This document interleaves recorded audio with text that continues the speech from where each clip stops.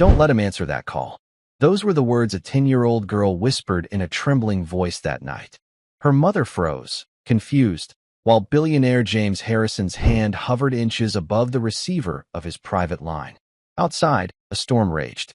Inside, the air was heavy with a danger no one could yet name.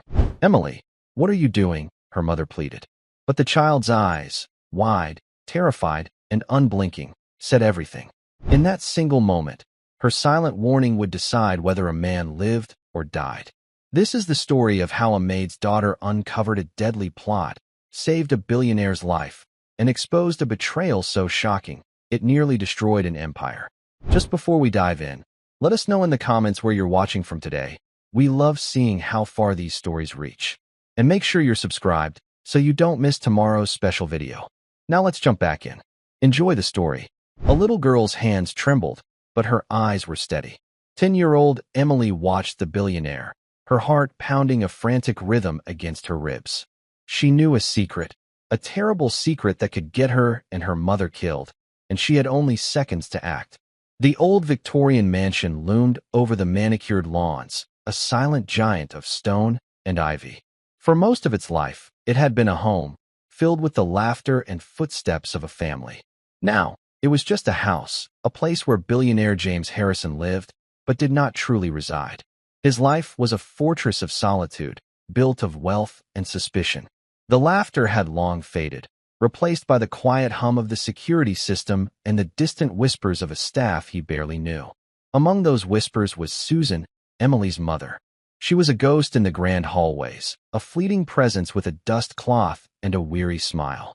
Every morning, she would leave their tiny apartment before the sun rose, her daughter still asleep, and travel 2 bus routes to reach the iron gates of Mr. Harrison's estate. She moved through the opulent rooms like a shadow, her thoughts a constant, nagging worry about the stack of bills on her kitchen table. Debt was a cruel master, and it had been her unwelcome companion for years. Emily, with her sunshine blonde hair and eyes the color of a summer sky, was a stark contrast to the somber mansion. She was a quiet child, not out of shyness, but because she had learned early that observing was safer than speaking. She saw the worry etched in her mother's face, the way her shoulders slumped when she thought no one was looking. Emily's world was small, confined to their cramped apartment, the schoolyard, and, on the rare occasions her mother couldn't find a sitter, the cavernous kitchen of the Harrison estate. It was on one of those days, tucked away in a corner of the enormous kitchen with a book, that Emily first saw the cracks in the fortress. Mr. Harrison had a visitor, a man with a smile that didn't reach his eyes.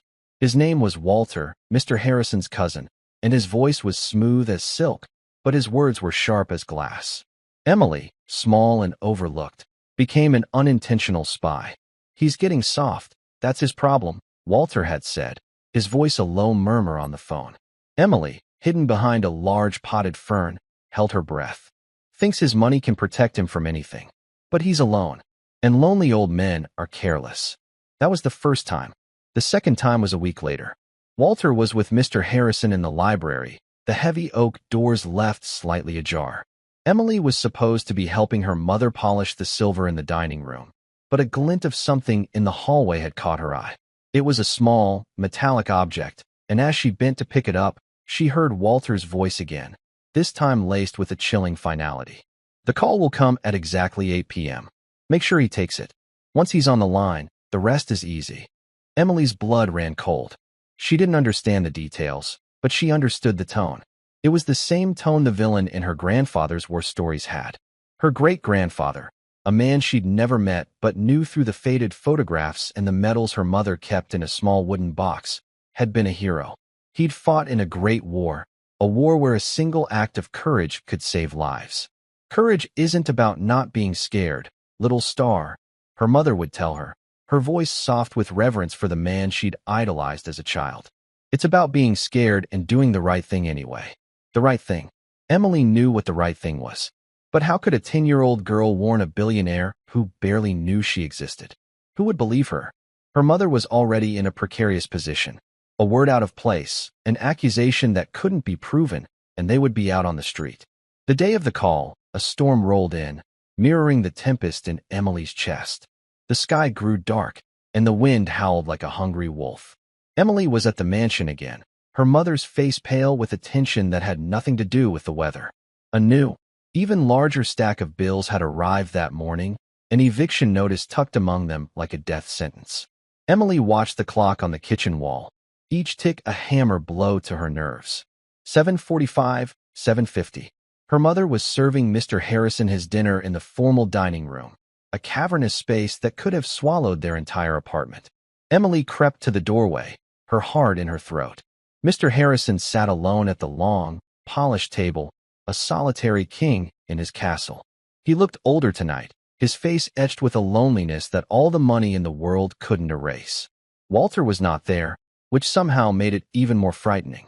At 7:58, Emily's mother returned to the kitchen, her hands trembling.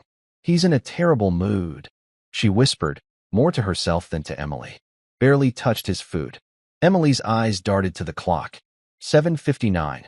Then, the shrill ring of the telephone cut through the silence. It was the private line, the one that sat on a small table in the corner of the dining room. Her mother, her duty ingrained in her every move, started towards the dining room. "I'll get it," she said. "No." Emily's voice was a sharp cry. Susan turned, startled. "Emily, what's wrong with you?" "Don't let him answer it," Emily pleaded, her eyes wide with terror. "Don't be silly. It could be important." Susan walked into the dining room. Emily watched, frozen, as her mother approached Mr. Harrison. "There's a call for you, sir. On your private line." Mr. Harrison looked up, his expression a mixture of annoyance and curiosity. He started to rise from his chair. This was it. The moment she had to do something. Her great-grandfather's face flashed in her mind. Courage. Emily darted into the room, her small feet silent on the thick Persian rug. She moved past her mother, her eyes locked on Mr. Harrison. She couldn't speak. The words were trapped in her throat. So she used the only thing she had. She raised her small hand and drew a finger across her throat. A silent, deadly slash. A gesture she'd seen in movies, a universal sign for danger. Her eyes, wide and pleading, held his. She shook her head, a tiny, almost imperceptible movement. "Don't take that call." For a moment that stretched into eternity, no one moved. Her mother stared at her in horrified disbelief. Mr. Harrison froze, his hand hovering over the receiver. He looked at Emily, this small, blonde girl who was a part of the scenery, a ghost in his grand, empty house. He saw the genuine fear in her eyes, the desperate plea. It was a raw, unfiltered emotion, something he hadn't seen in years. The people in his world wore masks, their emotions carefully curated. But this was real. He lowered his hand. The phone continued to ring, a shrill, insistent summons. Finally, it stopped, plunging the room into a heavy silence, broken only by the sound of the storm outside and the frantic beating of a little girl's heart.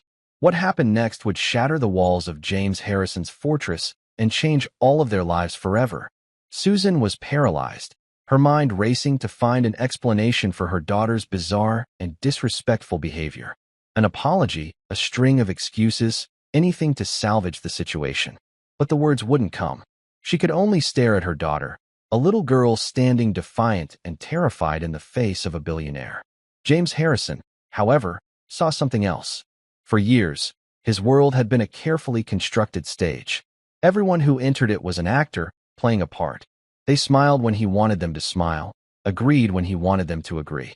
Their motives were always the same, a tangled web of greed and ambition. But this child, this was different. This was raw, unscripted fear, and it was directed at him, for his sake. He studied Emily, his sharp eyes, accustomed to dissecting business rivals and sniffing out deception, taking in every detail. The trembling hands, the wide, unblinking eyes, the small chest rising and falling with shallow breaths.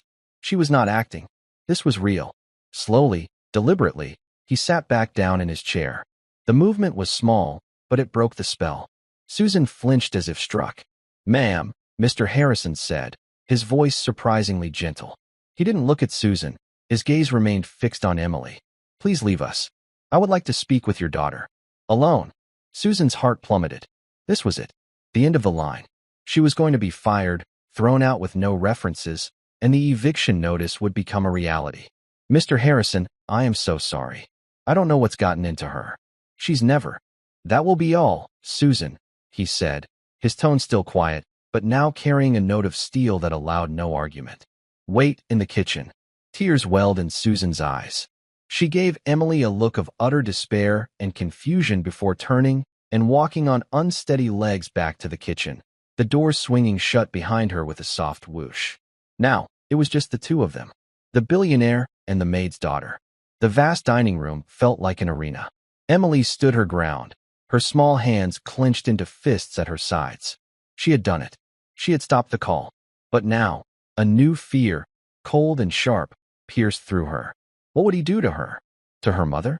Mr. Harrison gestured to the chair opposite him. Please, sit down, Emily. She hesitated. It was the first time he had ever said her name. She had not known he even knew it. Timidly, she approached the table and climbed onto the plush velvet chair.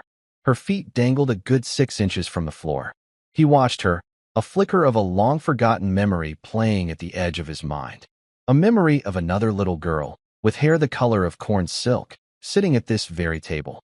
His own daughter, lost to him years ago, not to death, but to the bitter poison of a family feud. He pushed the thought away. That was a very brave thing you did, he said, his voice a low rumble. Emily said nothing. She kept her eyes on the polished surface of the table, where her own small, distorted reflection stared back at her.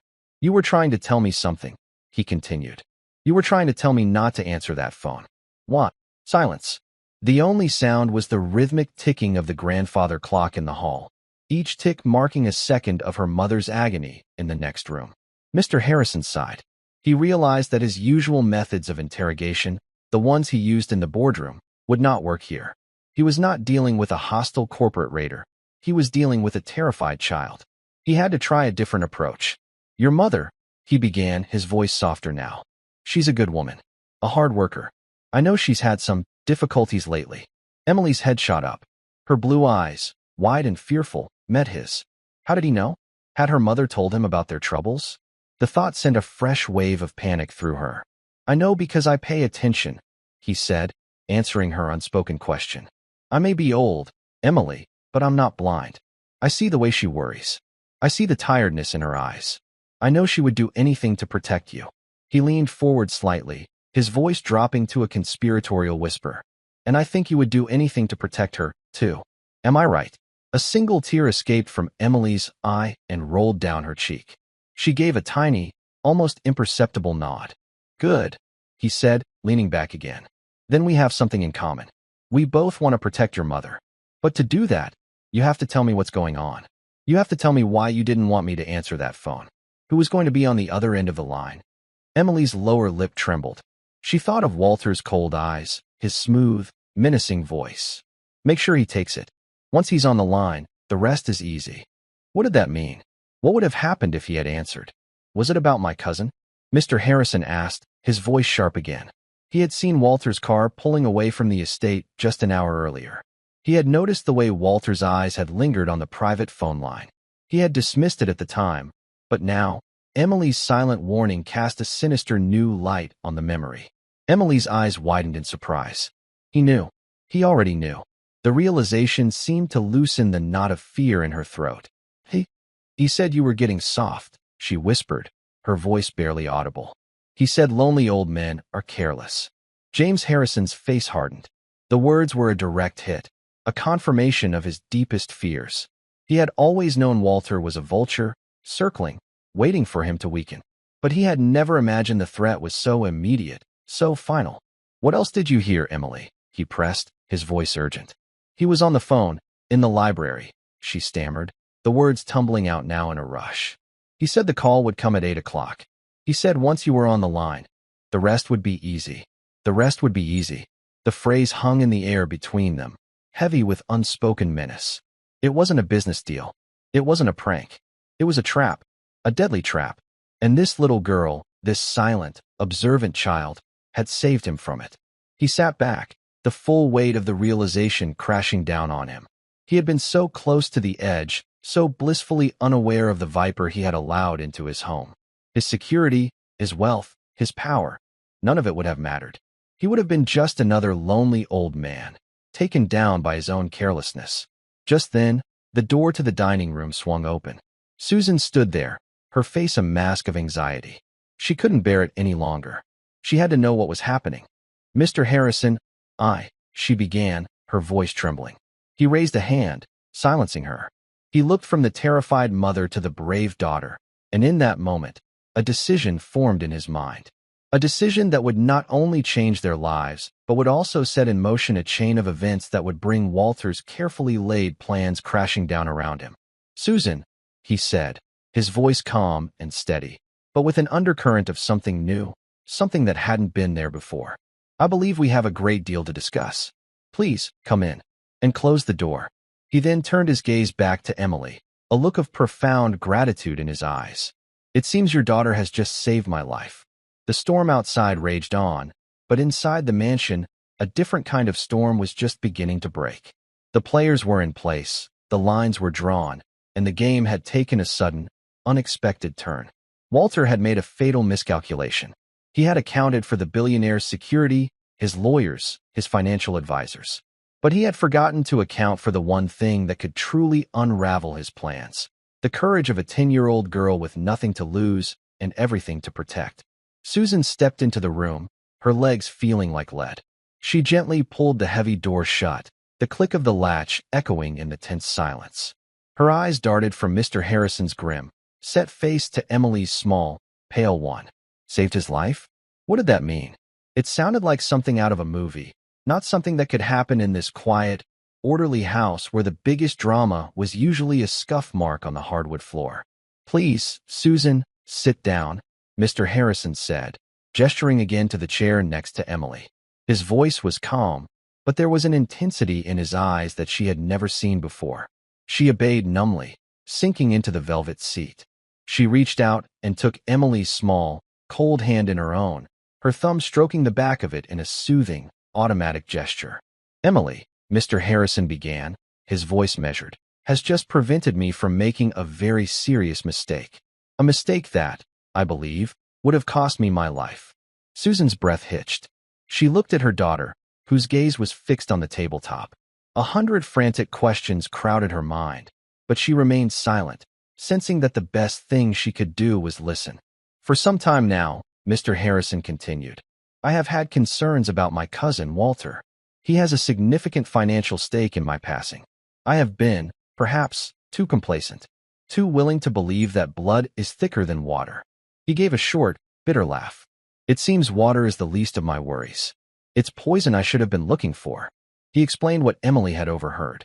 He recounted the snippets of conversation, Walter's chilling words about the phone call at 8 p.m. As he spoke, the pieces clicked into place for Susan. The strange tension in the house, Walter's overly friendly demeanor that never quite seemed genuine, his frequent, hushed phone calls. It all painted a picture that was as terrifying as it was undeniable. "The phone call," Mr. Harrison mused, looking at the silent telephone as if it were a venomous snake.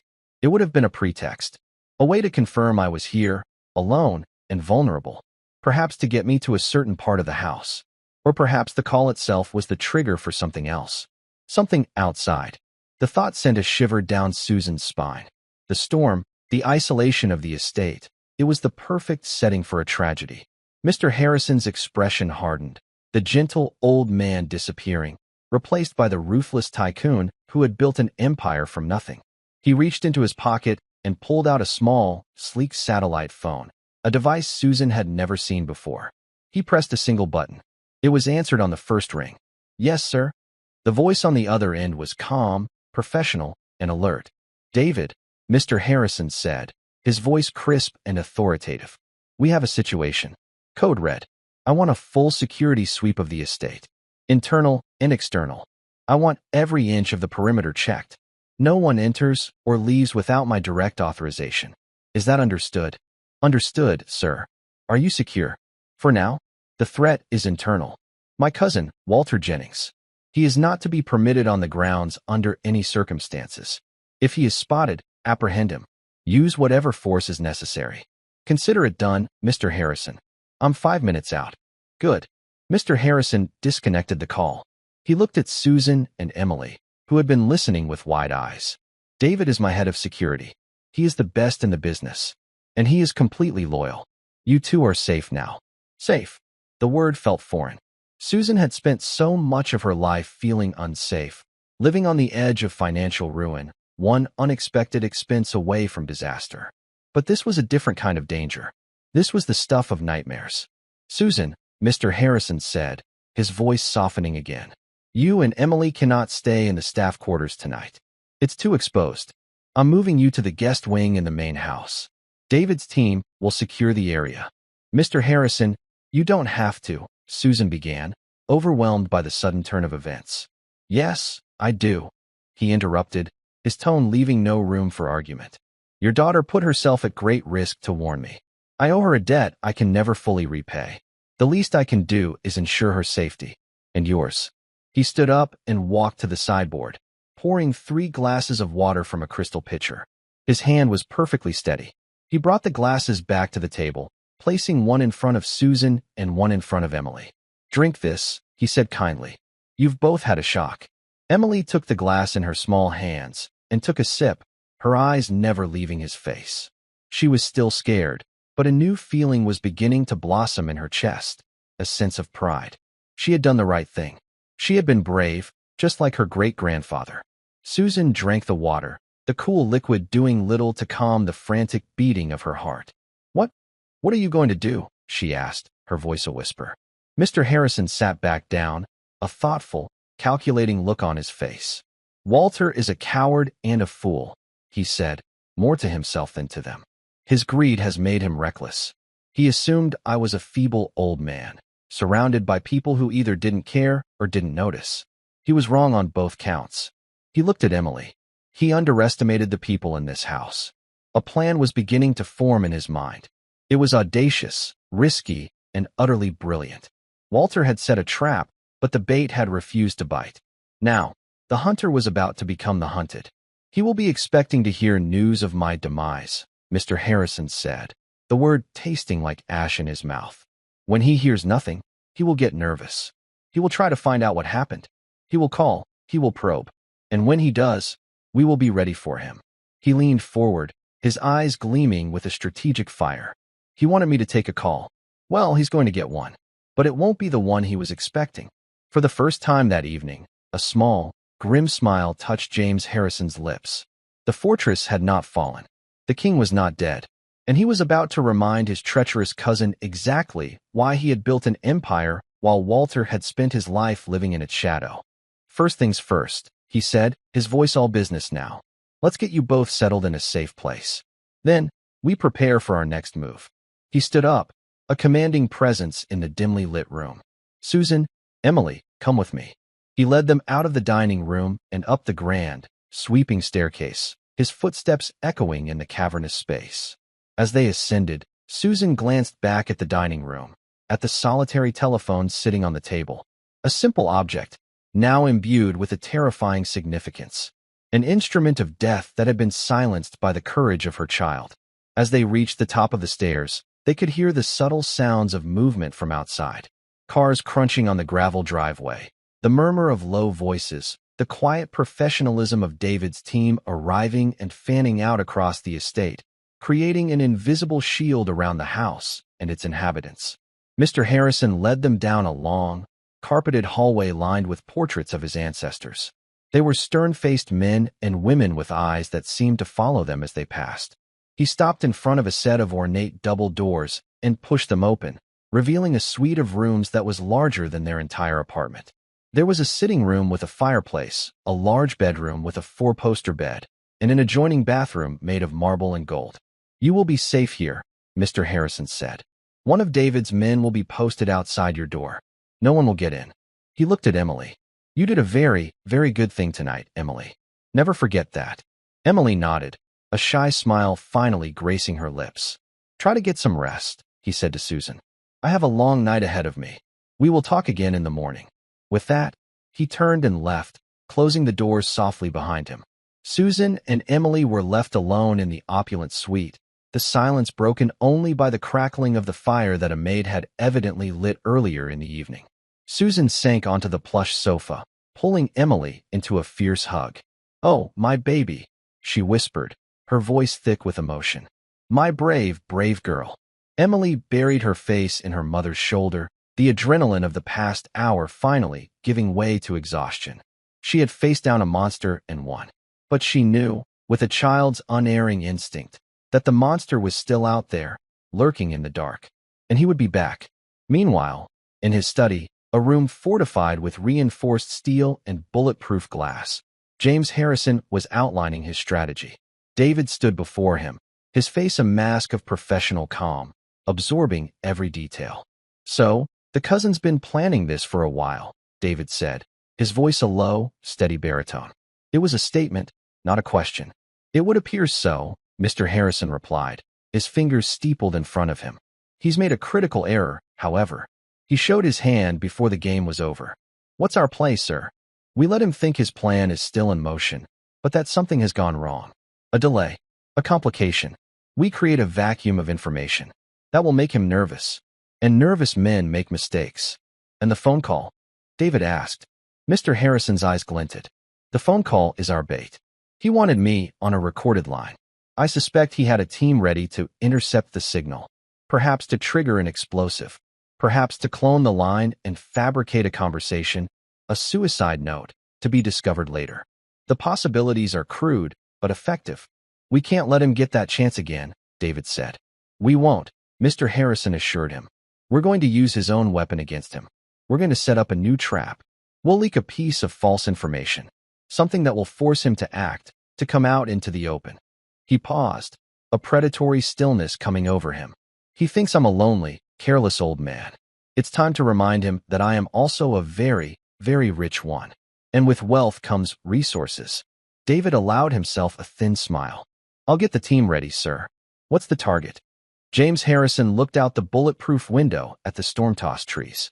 The wind howled, but inside his fortress, all was calm, controlled. He had been given a second chance, a wake-up call delivered by the most unlikely of messengers. And he was not going to waste it. The target, he said, his voice as cold and hard as steel, is my cousin's entire world.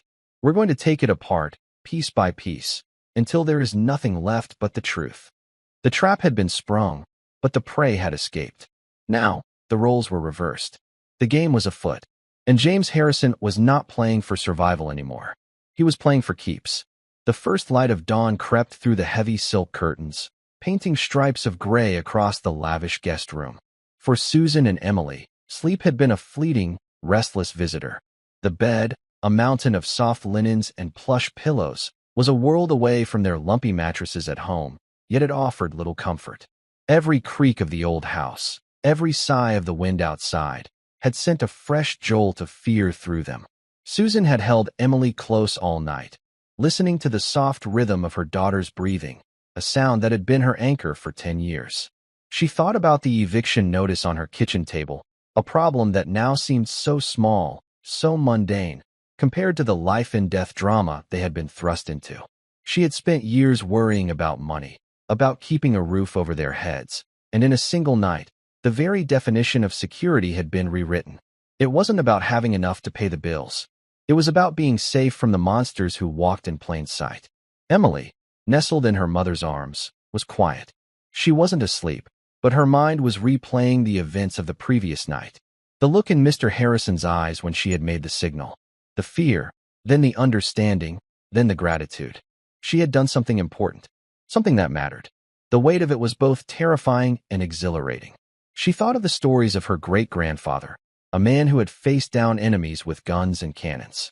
Her own battle had been fought in silence, with a gesture and a look, but it had been a battle nonetheless.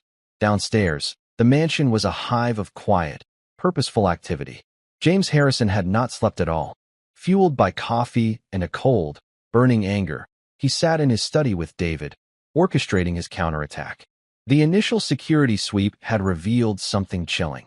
A sophisticated, remotely triggered device had been placed in the telephone receiver of his private line.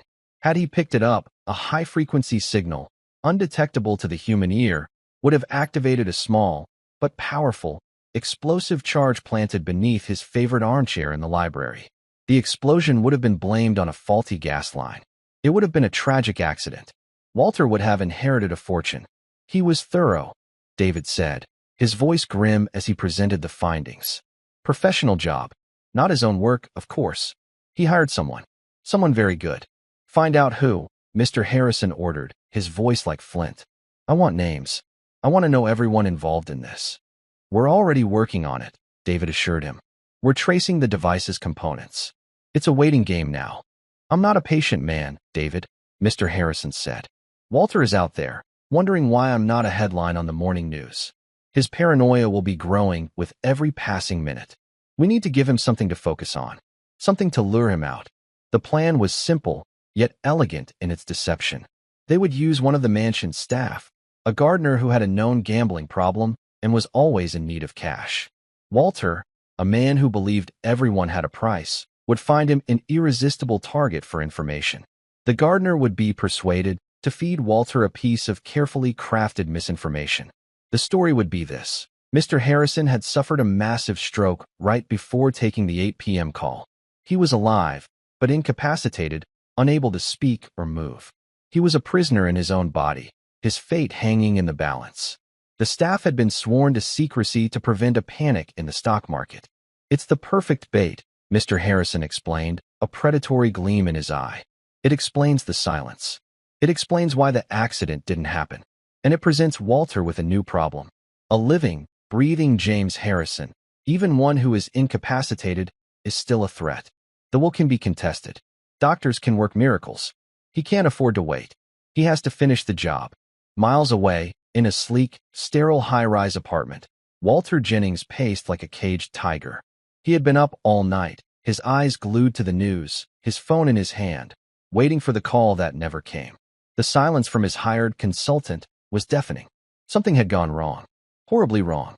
His mind raced through the possibilities. Had the device malfunctioned? Had James been called away at the last minute? Had that meddling maid and her brat of a daughter seen something? He cursed himself for his impatience. He should have waited. He should have been more careful. Just then, his burner phone, the one he used for his less savory dealings, vibrated. It was a text from an unknown number. Problem at the estate. Target still viable, but situation has changed. Need to meet. The usual place. It was the signal from his hired gun. Relief, cold and sharp, washed over Walter, quickly followed by a surge of anger. He needed to know what had happened. He needed to regain control. The usual place was a grimy, all-night diner on the outskirts of the city. The kind of place where people went when they didn't want to be seen. Walter arrived, his expensive suit and polished shoes looking comically out of place among the cracked vinyl booths and flickering fluorescent lights. The man he was meeting was already there, nursing a cup of coffee. He was a nondescript man, the kind you would forget the moment he walked away. That was his greatest asset. What happened? Walter demanded, sliding into the booth. He never took the call. The man said, his voice flat, emotionless. My source inside says he had a stroke. Massive one. Right before 8. He's alive, but he's a vegetable. Walter stared at him, his mind reeling. A stroke. It was almost too perfect. Nature had done what his carefully laid plans had failed to do. But it was messy, untidy. Is he in a hospital? Walter asked. The man shook his head. No. His personal doctor is with him at the mansion. They're keeping it quiet. Worried about the company stock. Total media blackout. Walter's mind began to race. James was alive. Incapacitated, but alive. A vegetable could recover. A vegetable could have moments of clarity. A vegetable could still have a legal will that left Walter with a pittance. He needed certainty. He needed to finish the job. I need you to get back in there, Walter said, his voice a low, urgent hiss. I don't care how you do it. A pillow over the face. A faked fall down the stairs. Just get it done. And do it tonight. The man took a slow sip of his coffee. The price just went up, he said calmly. The security is on high alert because of his illness. It's a much riskier job now. I don't care about the price, Walter snapped, his greed overriding his caution. Just get it done. I'll need a down payment. In cash. Tonight. They settled on a time and a place for the exchange. As Walter left the diner and stepped out into the gray morning, he felt a renewed sense of confidence. The plan was back on track. Tonight, it would all be over. He would be the master of the Harrison empire.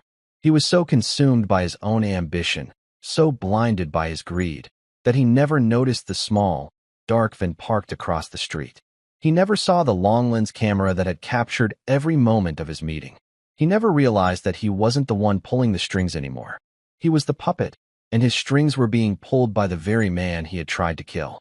Back at the mansion, David showed the surveillance photos to Mr. Harrison. He took the bait, sir. The meeting is set for 10 p.m. tonight. Excellent, Mr. Harrison said, a grim satisfaction on his face. Where is the exchange happening? An abandoned warehouse down by the docks. Classic. Let him go, Mr. Harrison instructed. Let the money change hands. I want this to be airtight. I want the hired gun, and I want the man who hired him. We take them both down at the same time. He then turned his attention to a more pleasant task. He buzzed his secretary. Helen, please arrange for a new wardrobe to be delivered to the Monet suite. For a woman, size 8, and a young girl, size 10. Everything they could possibly need. Clothes, shoes, toiletries. The best of everything.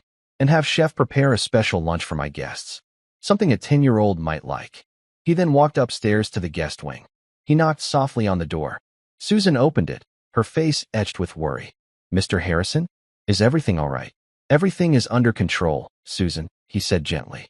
He looked past her to Emily, who was curled up on the sofa, reading a book. I was hoping you and Emily might join me for lunch. In the informal dining room. There are some things we need to discuss. Susan hesitated, unsure of her place in this new, strange world. Please, he said, his voice kind. It would be my pleasure. The informal dining room was still larger and more ornate than any restaurant Susan had ever been to. A table had been set for 3. The meal was simple, but delicious. Macaroni and cheese, crispy chicken tenders, and a side of fresh fruit. Emily's eyes lit up. As they ate, Mr. Harrison began to talk. He didn't talk about Walter or the trap.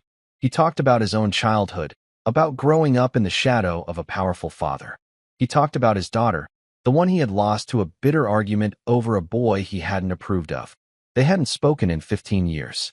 I was stubborn, he said, a note of regret in his voice. I thought I was protecting her, but all I did was push her away. I built a fortress around my heart, just as I built one around this house. I thought it would keep me safe, but all it did was keep me lonely. He looked at Emily, her face serious as she listened. You, young lady, you reminded me of something I had long forgotten. That sometimes, the greatest strength is found in vulnerability. In trusting someone. You trusted me to understand your warning, even though you were scared.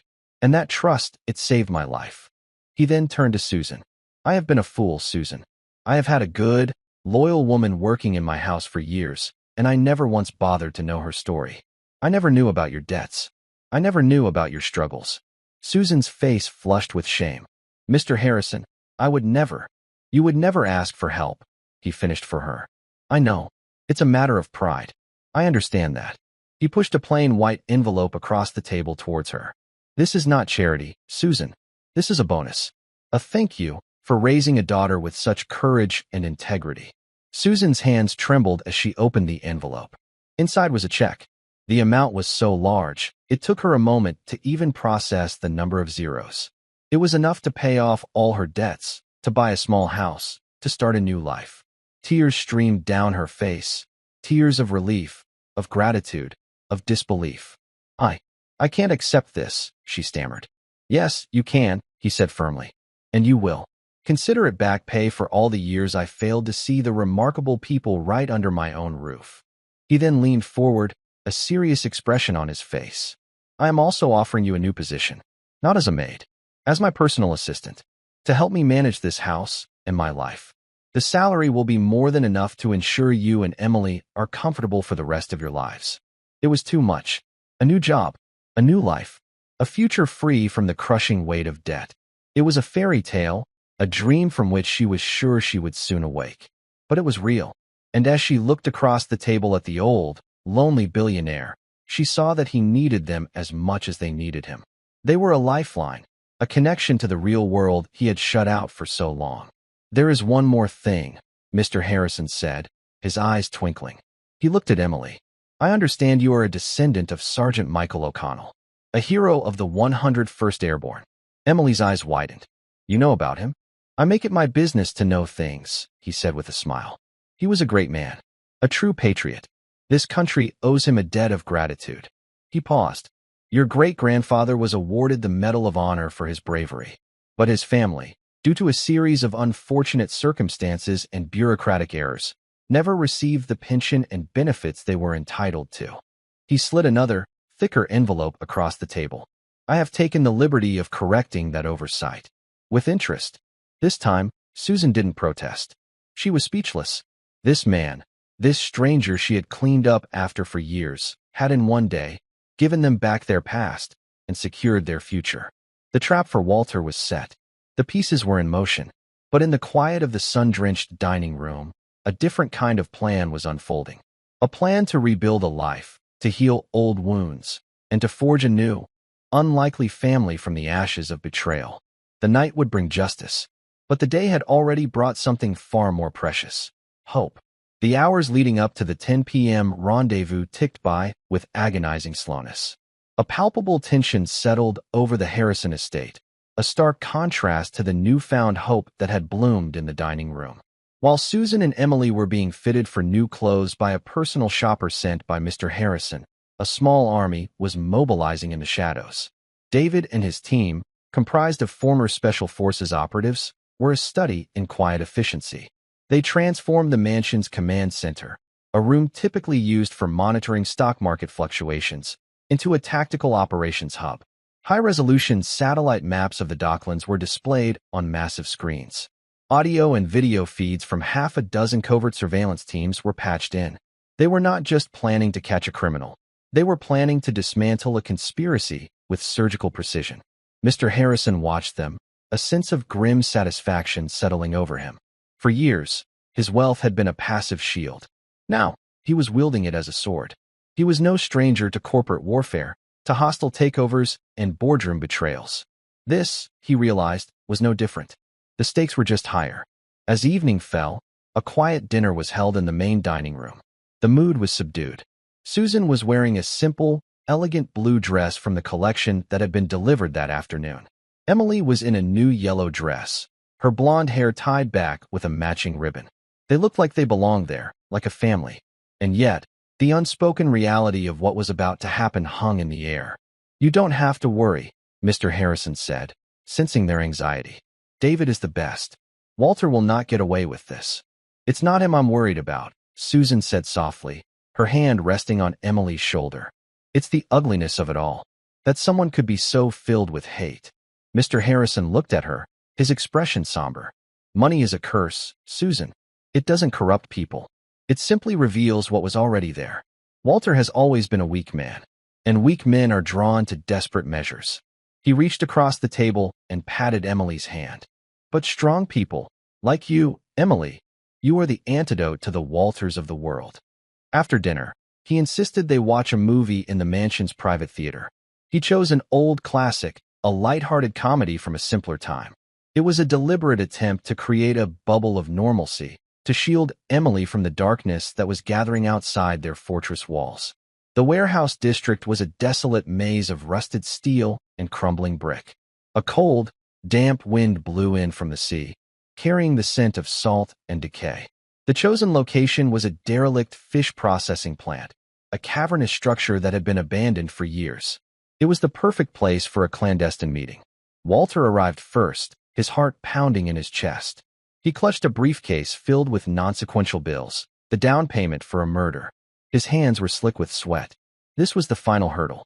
After tonight, he would be free. He would be powerful. He stepped inside the warehouse, the vast, empty space swallowing the sound of his footsteps. A single, bare bulb hung from the ceiling, casting long, grotesque shadows. A few minutes later, the hired gun appeared, a silhouette in the doorway. He moved with a quiet, confident grace that unnerved Walter. "You have the money?" the man asked, his voice flat. "It's all here," Walter said, his voice a dry croak. He placed the briefcase on a stack of rotting pallets. "Half now, half when the job is done." The man opened the briefcase, his expert eyes scanning the stacks of cash. He nodded, satisfied.